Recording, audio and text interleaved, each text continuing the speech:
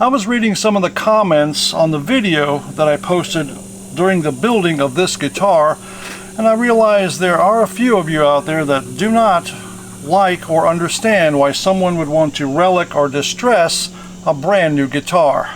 Now, I understand a relic or distressed guitar isn't for everybody, but if you're watching this video, this is gonna hurt. Because after looking at this guitar, I did distress the body just a little bit right there with a little wear. I noticed that it needs some more work. So what I'm going to do is distress this pick guard and all this shiny white plastic on this guitar. What I'm looking for is more of a yellowing, kind of aged look to the pick guard and all the white plastic here. So what we're going to do first is remove the strings and get the pick guard off.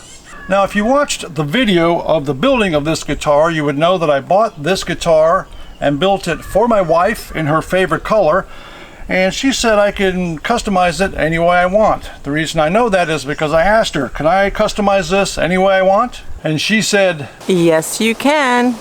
See, I told you. Well, now that I'm cleared for takeoff, let's remove those strings.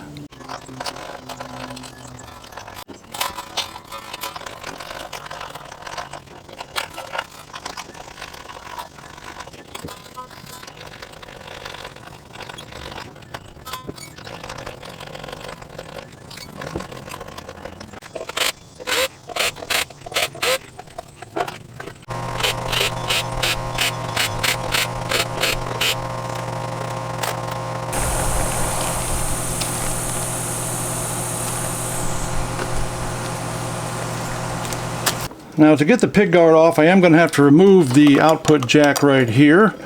So I'm just going to heat those little joints up there. Remove that. And I'll have to disconnect the ground wire that goes to the back of the tremolo attached to the claw right here. I'll have to resolder that back on once the pick guard is reinstalled. And there we go. Now I'm going to remove all the volume and tone pots, the switches, and the pickups so I could take these pickup covers off, and we can start with the distressing process. Now, before I remove everything from the pick guard, just to be on the safe side, I did mark the back of the pickups with a Sharpie, neck, middle, bridge, and I do know that that's the volume knob, because these two here are tone knobs because they have the little green capacitors on there, so I know where they're going to go, and of course we know the switch goes there. So I'm going to take all this off and we're going to continue.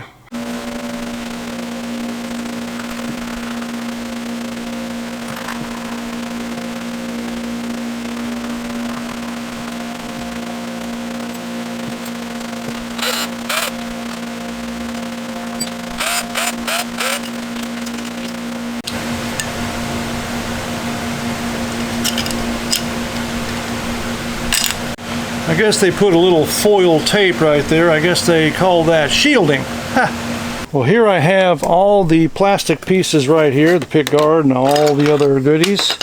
Now what I'm going to do on the pick guard and the backplate guard, I am going to just sand it very lightly with this 220 grit sandpaper on this orbital sander.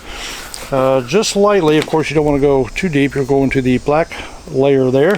So let me go ahead and do that first real quick, just to scuff it up just a little bit.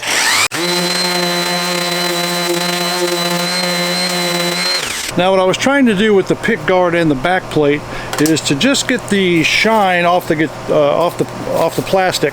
Now, one thing I want to mention, if you're using an orbital sander for this, the orbital sander goes around in circles, but it also vibrates while it's doing that. So you got to really check your finish, or you'll get those. Sometimes you'll get those little swirly marks everywhere. I can see them a little bit. So what I'm going to do to clean all that up is to just go over it with some 320 paper just to smooth it out.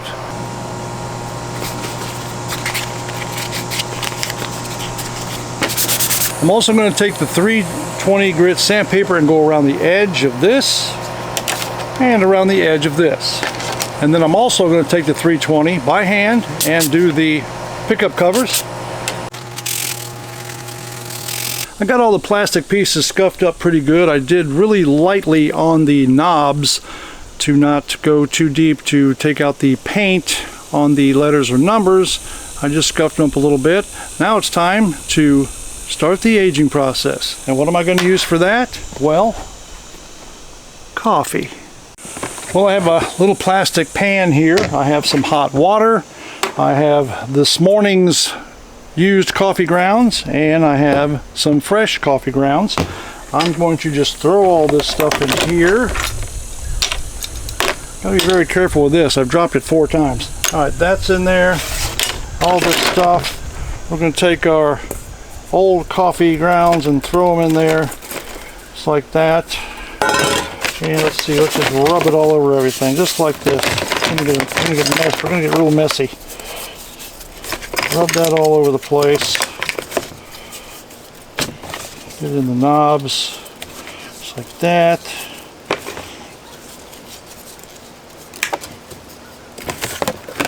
This little piece here. There's the knob at right there.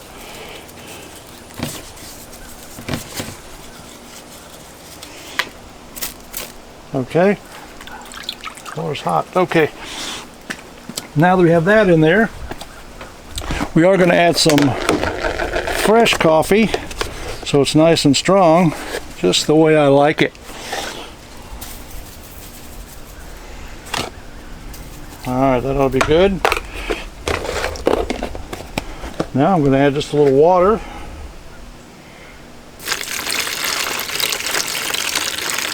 Just enough to cover everybody.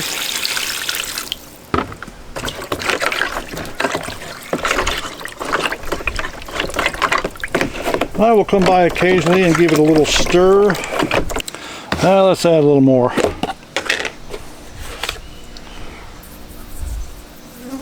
There we go. Make it nice and strong.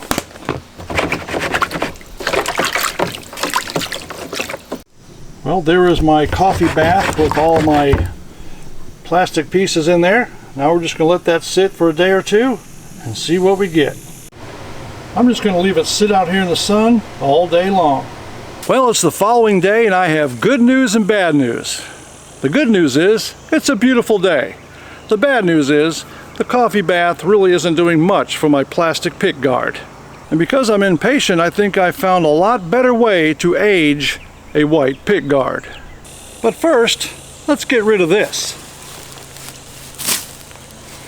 Smells good. Makes me want to have a cup of coffee. Well, obviously the coffee didn't work to age my pick guard and the plastic parts to the guitar. I even added some instant coffee to the mix. That still didn't work. So then, I've heard of people using shoe polish, wood stains, but to me, oil and plastic just don't seem to mix. So then I was thinking, what could I possibly use to tint that plastic? And then, it hit me. I remember when my wife used to do tie-dye t-shirts with the kids in the kitchen, and that tie-dye stuff would color their gloves, the plastic container, and everything it touched, and I thought, I got an idea. So I went down to my local Wally World and bought this yellow tie-dye. Disclaimer, Walmart is not sponsoring this video. So let me show you what I got going on here. Well, I have rinsed off all the coffee goop and stuck them in this little pan here with this yellow dye, full strength. I didn't water it down or anything. And it's been in here for about 30 minutes. And let's just take a look. That's what it looks like. Hope you can see it. If I wipe it off, it's getting a little yellow tint to it. I think that may work great. So what I'm going to do is take this and pour it into here.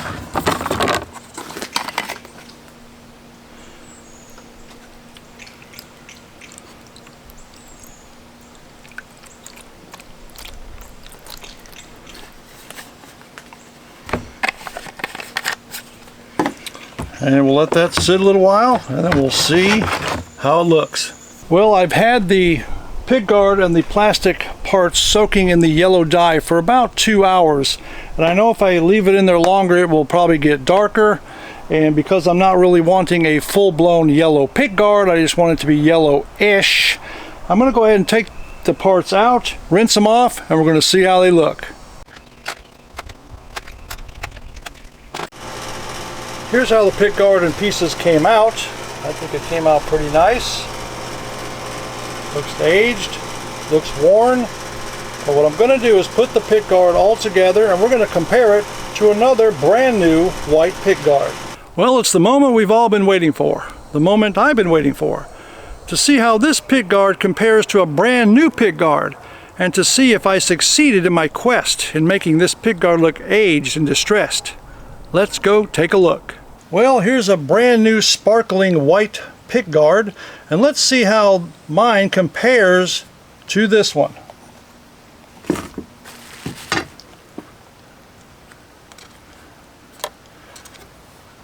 Well, I think it came out awesome.